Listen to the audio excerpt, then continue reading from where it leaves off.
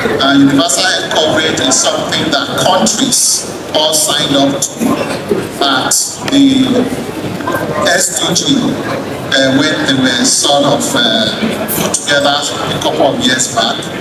And we are on the SDG journey up until 2030. And so achieving universal health coverage is now the sort of yardstick that defines everything.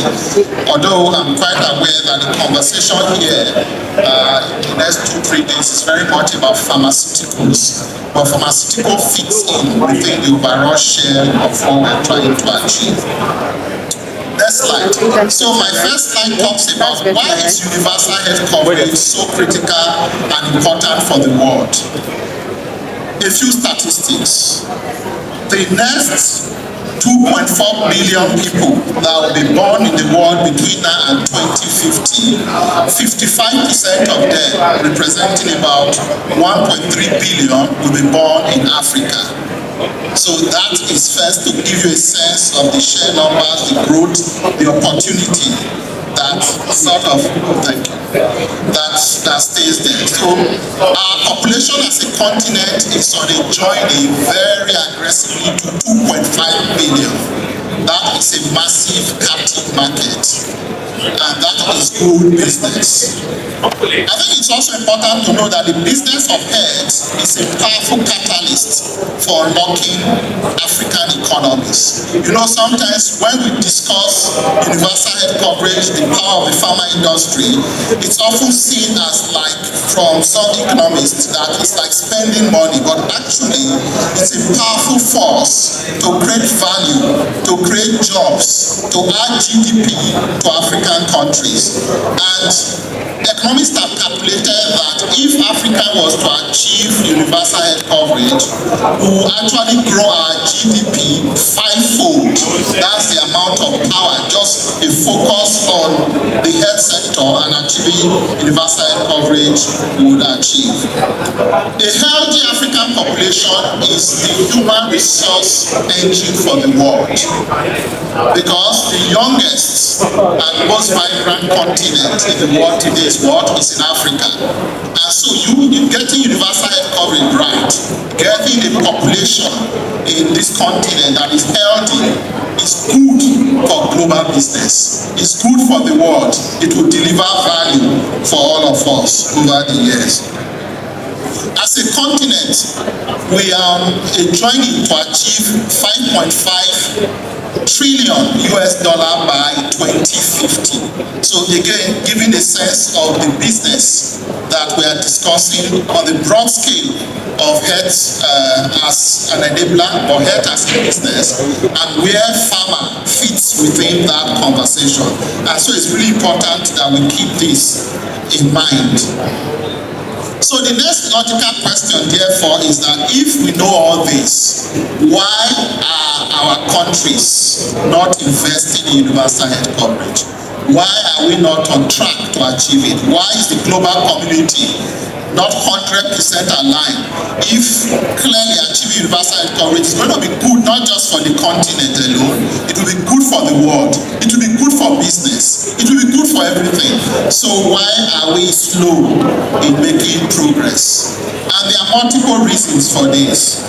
Some of these include the way resources are allocated in the continent, resources for health, and the struggle of what those resources are applied to continue to be an ongoing challenge. There was an Abuja declaration that set a benchmark that said, you know what, let's put 15% of our budgets in recognition of what a healthy African can be on health. But you and I know that only 3 countries are close to that, and we see those countries. I think the other part is that the dynamics between our growing population, our population mobility, as well as the nature and presentation of poverty in the continent continue to be a major issue that sort of is limiting our ability to travel quickly to achieve universal health coverage. Our health system are also fragile, such that when we have Ebola disease, Lassa fever, we had had a cholera outbreak in Lagos here, I think sometime last year. All these sort of impact on the ability of our healthcare system to be able to move forward. Then, of course, the sort of germane issue that why we are gathered here together, that domestic production as well of health commodities and the whole supply chain is very non-existent in the continent. When Dr. Mukhtar was presenting today, he mentioned that when the Health Value Office, PVAC, was set up, we were less than 20% in terms of producing the medicines we require in the continent. And then if you look at vaccines and a few other diagnostics, we were even less than 2% as a continent. These are major barriers that need to be overcome if we want to travel towards achieving the idea of universal health coverage. And of course, there are a few other things. We have a healthcare system that is very curative in design, so it's very focused on cure, on treatment, and less so on prevention.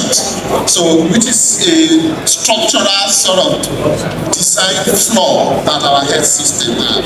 We also have a healthcare system that's very, what I call doctor-centered. So, the role of pharmacies, PPMVs, the idea of building a very decentralized healthcare system, learning lessons from countries that have done this is something that slowly we are trying to start factoring into our policy frame. But overall, the journey between policy and how we translate those on ground continue to be slower than expected. Our population, of course, the health dynamics continue to change, sort of requiring that even as we continue to move on, we are very creative in how we are responding to non-communicable disease, while at the same time we are ready to respond to communicable disease. So the balance between the transitions in our health demography is something else that we need to, that is a barrier to our joining. Within the health system itself,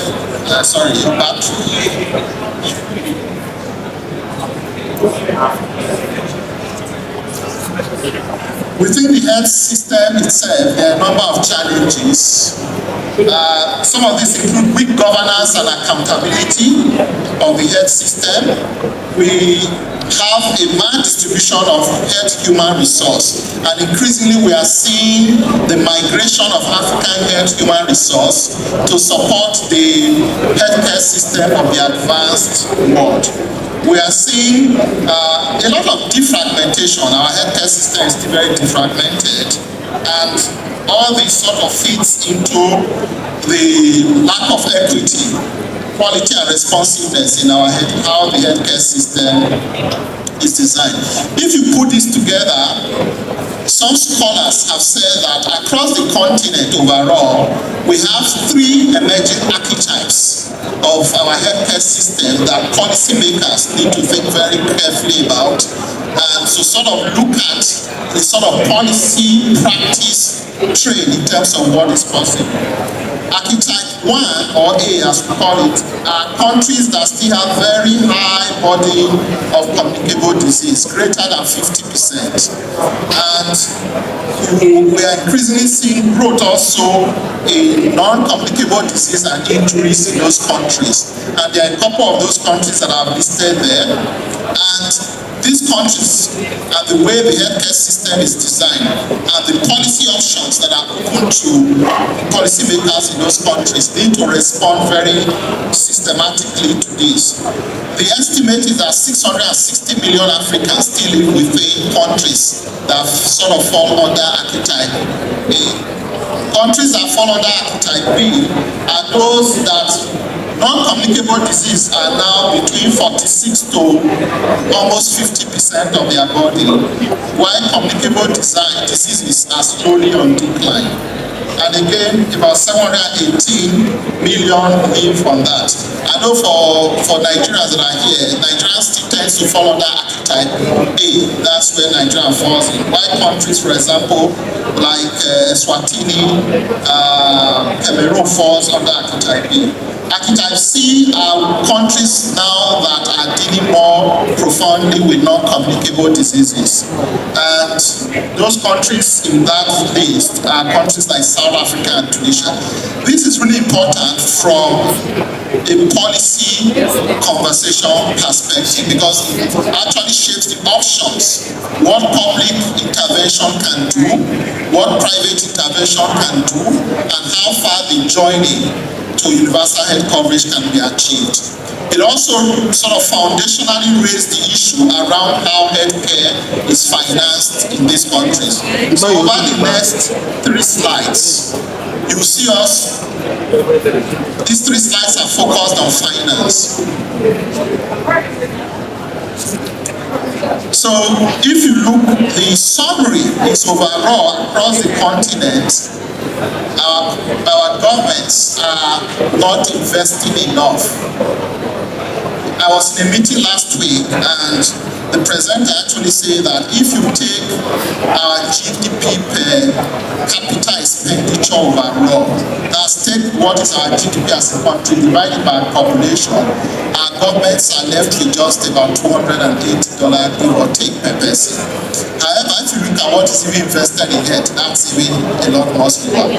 So what is possible within that frame is really low. So if you look, for example, at low-income countries, even low-income countries that we are a lot better than, their public expenditure tends to go as high as even $20 per person. But if you look at, for example, Nigeria is barely at below, Nigeria is listed at about $14 per person. And so again, just raising the fact that we need more public investment in healthcare. If you look at the last slide on your right, which is high-income country, so this slide basically takes the former slides and I say, let's even look at what we are spending across the continent.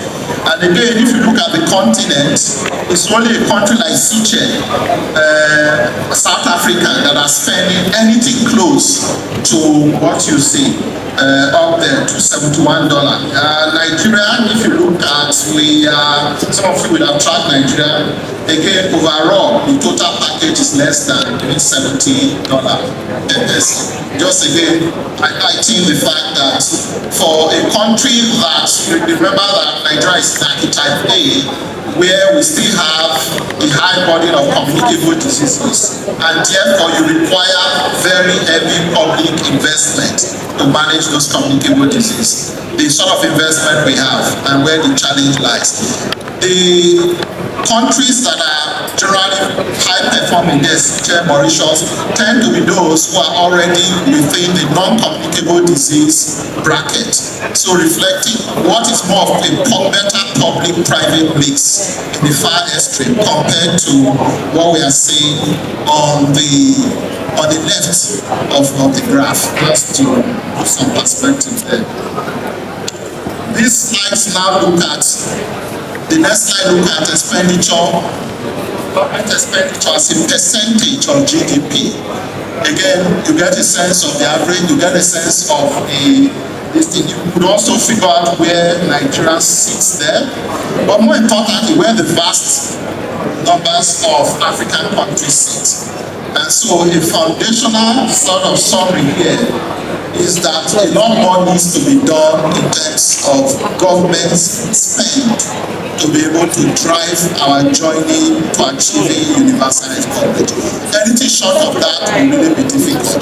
I did mention only Lesotho, Seychelles, and South Africa is spending about 5% now of their GDP on health. Those are the only 3 countries. That's my state actually. But for the vast majority, the capacity to raise public revenue and allocate that revenue to health, as well as decisions on how to spend within health, continue to be a major issue. Like I always say, I like to always sort of describe what I call the 4 S of budget.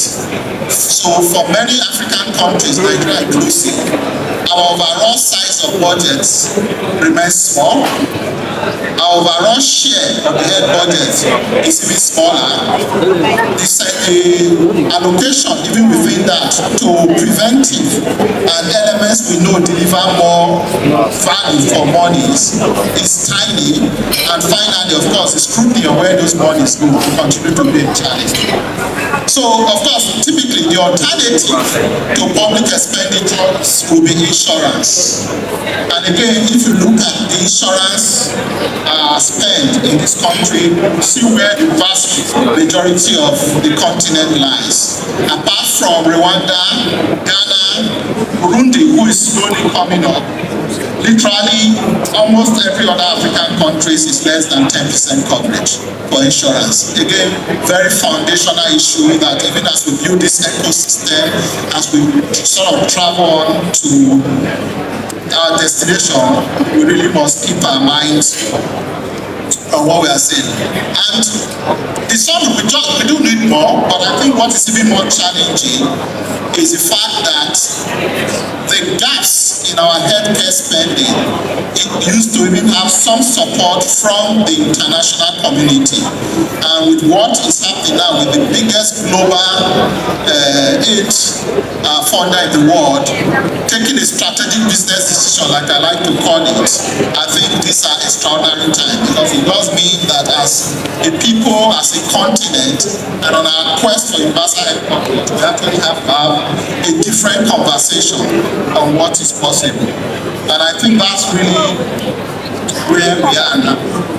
So quickly moving to the next sets of slides. So what is very clear from that first set is that we do have what I see as a foundational funding challenge to actually get the continent to universal health coverage. We need smarter models, we need smarter ideas, and that needs to come on the table for us to achieve the purpose. But coming to the African farmer market, I think most of you here are even more of experts in this than I am. I think the point here is that this is a great growth market if you are looking towards the share population that we're traveling towards of 2.5 billion by 2050. If you are looking at the fact that at the moment only 20% of manufacturing actually happens here, the key message is that we really must start rethinking again the business model around the farmer side and what is possible. And I think if Dr. Mukhtar have done an excellent job earlier in the day to actually outline, at least from a policy perspective, what is possible, the options government are putting on the table, the enablers that are now on the table for us forward rapidly on this journey.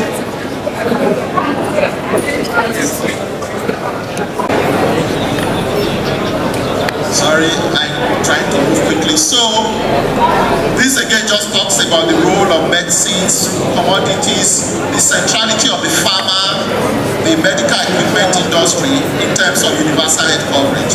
And therefore, the core message of this slide is to say that if we do not get the farmer and the allied industry where it should be, irrespective of how well crafted every other policy pronouncements are in terms of our journey towards universal health coverage, that journey is we failed already before we started.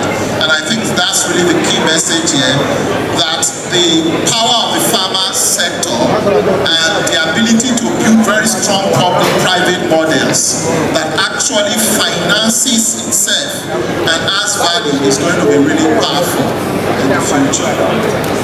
My last set of slides talks about what we as SFH is doing. I work at the Society for Family Health. We're a group and we work across a range of initiatives. We've been around for 40 years.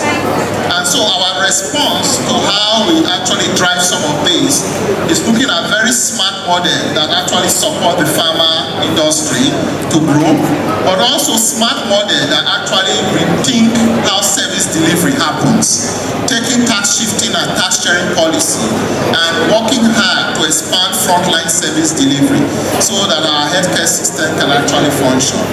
We're very much at the intersection of how we drive the balance between curative and promotive healthcare, as well as the idea of preventive healthcare, which we feel is cheaper place. So some of our very innovative work we've done around, for example, looking at the whole water supply chain and how that contributes to health and disease, and sort of disease prevention. So these are some of the way we've actually driven this. We see very strongly on supply chain, on supporting supply chain and building supply chain that are resilient, but also cost effective within the limitations that the continent provides. On a final note,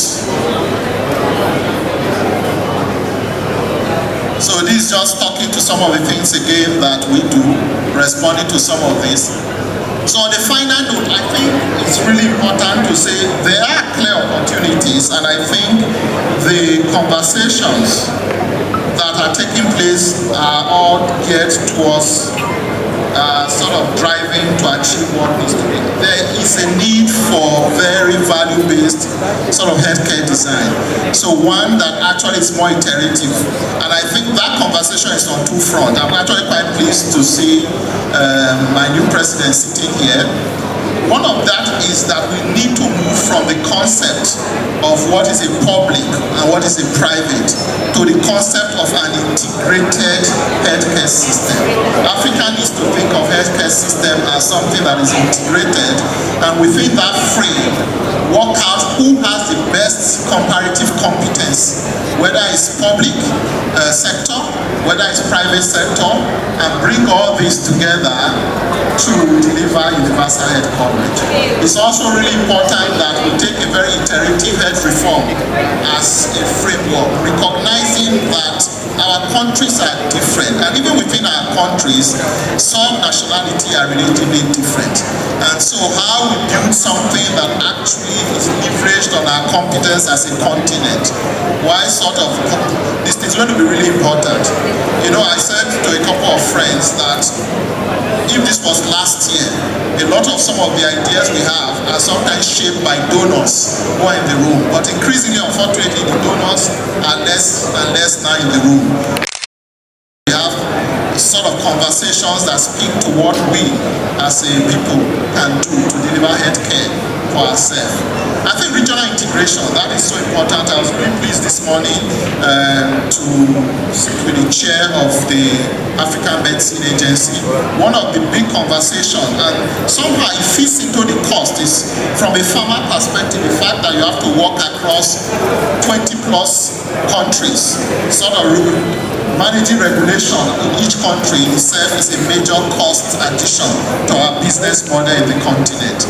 And so just a clearer travel and integration, a clearer travel on how African trades with itself, does business in itself, how we align our healthcare system, how we figure out comparative competence, so that if country one is very good in a certain disease area, can country two, that can the other country be good in the other disease area. This will be very powerful to sort of get the best value from the very limited resource we have, because clearly we are dealing with double jeopardy. We don't have the resource to actually build all our countries, but how do we as a continent push together? Of course, political leadership is central to all this, and I think that's been demonstrated today by conversation, but as well as what the government is doing across the whole health value chain and what SWAP aims to achieve. And I think we stand as a continent that can actually use technology to leapfrog some of the processes that other continents may have had a longer travel time. And so an opportunity for us to think, what do we do? How do we sort of leverage this technology? Of course, being very cognizant of both data sovereignty on the one hand, as well as what works in our local context. So it's really important to pull that. And I think the idea of the whole regulatory legal environment to how we do business. So if we are able to put this together, then I think what is now relatively a large gap between policy and practice and the centrality of building healthcare systems that are people-centered, we will be on the journey to achieve that. I thank you all for listening.